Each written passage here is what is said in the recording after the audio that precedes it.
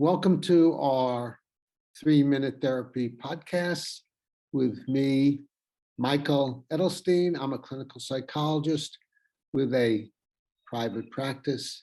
I've written a number of books, most popular being 3-Minute Therapy, and I have long experience in helping individuals get over their emotional and behavioral problems such as anxiety, depression, anger, addictions, and relationship problems. I will be here on this podcast with Chris Rossini, our tech engineer, who's in the background, and the renowned Mick Berry, author of Stage Fright, The Drummer's Bible, and other popular books. Mick, would you want to introduce yourself and introduce REBT? Yeah, hi, I'm Mick Berry. I'm a practitioner of rational motive behavior therapy. I've been doing it for about 35 years now. I used to have a big problem with depression.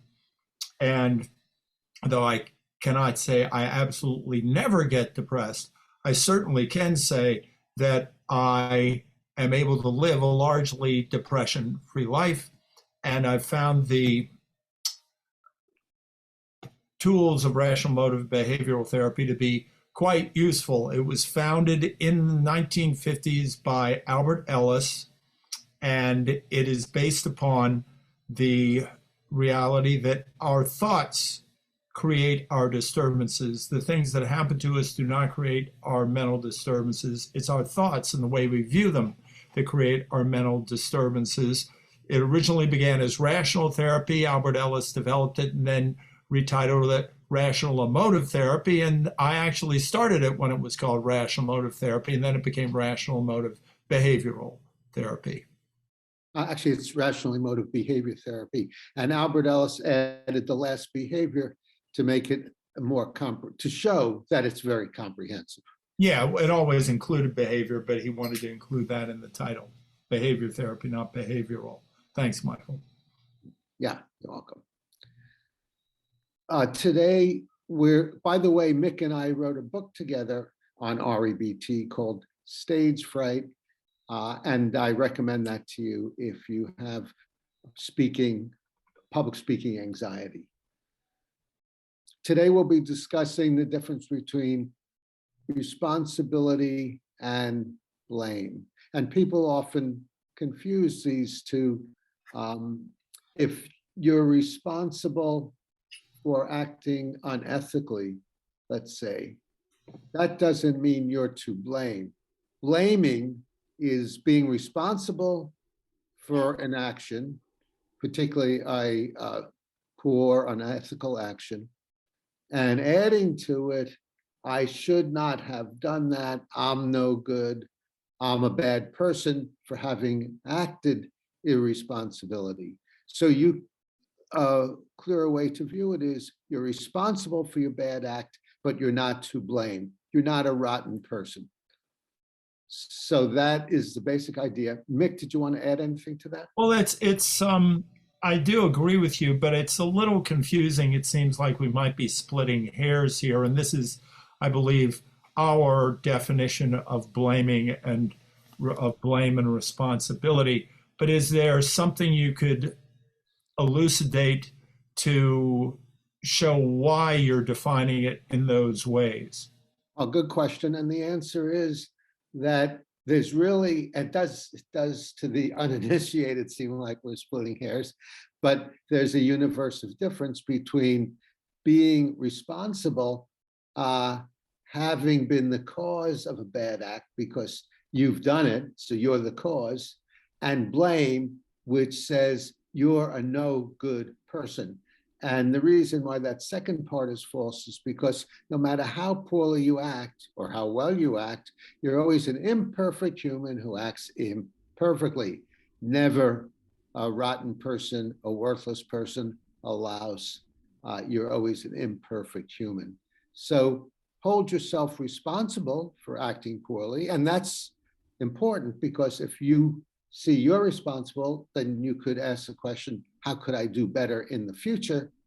But don't blame yourself. Don't condemn yourself to hell for having acted poorly. So my comment on that is, I think the main thing we're distinguishing here is that if you are responsible, or if you make a mistake or do something that is harmful to yourself or somebody else, you want to acknowledge that you are the person who did it, but putting yourself down for it and beating yourself up in any way is not beneficial. And therefore, we're using the words responsibility and blame to make it easy to distinguish between the two of those things. Yes, you're as you said, Mick, you're the person who did it. And what you did was a mistake or went against your goals. But as you're saying, don't put yourself down. This does not make you a bad person. It just makes you a person who acted poorly, irresponsibly in this case. So entitling it difference between responsibility or blame, it's a nice succinct title. We could have titled it the difference between acknowledging a mistake and beating yourself up over a mistake. Yeah, that's a good way to put it. Acknowledge your mistake, but don't beat yourself up. Don't put yourself down. Don't think of yourself as a bad person if you do make the mistake.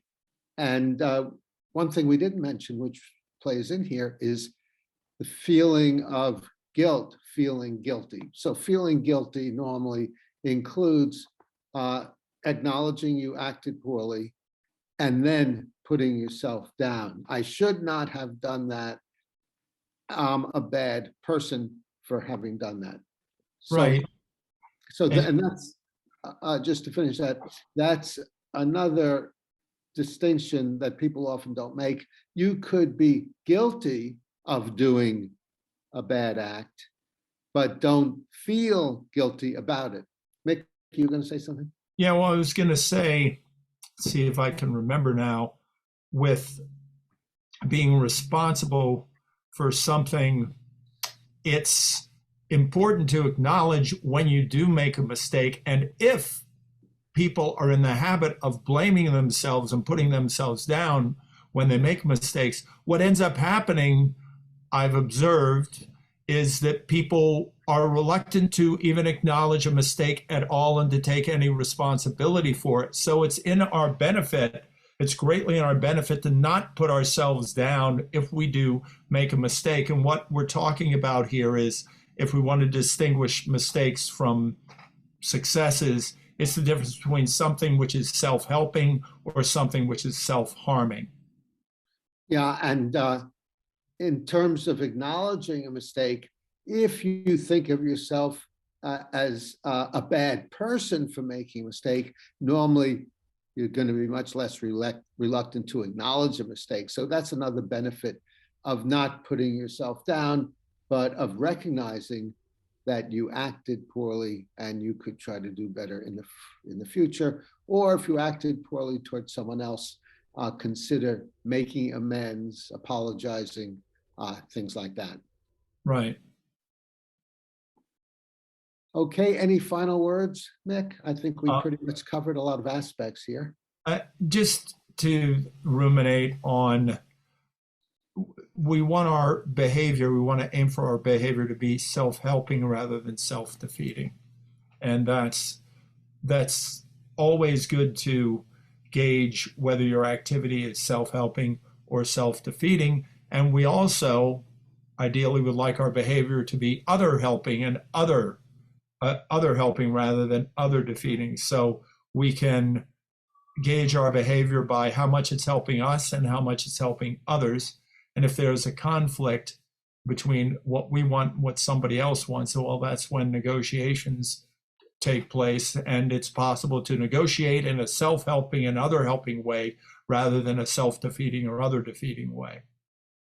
Okay, very good. Very good. Thank you. And if you find this concept useful, distinguishing between responsibility and blame, it's at first it might seem kind of subtle, so you might want to watch this discussion a few times. And I'd like to thank you, Mick, for joining me, my co-author, and remind you of my practice. And you can find my website, 3minutetherapy.com. Thank you, Chris Rossini, for the technical engineering of this. Comment below if you have thoughts. Give us a thumbs up if you liked it. Suggest subjects for the future. Volunteer if you'd like to come on and be a guest. And we actually had a guest scheduled today, but then he had an emergency and couldn't make it. So we're always looking for guests. Donate to Patreon to help support us, and subscribe to the 3 Minute Therapy podcast to stay on the rational side of life.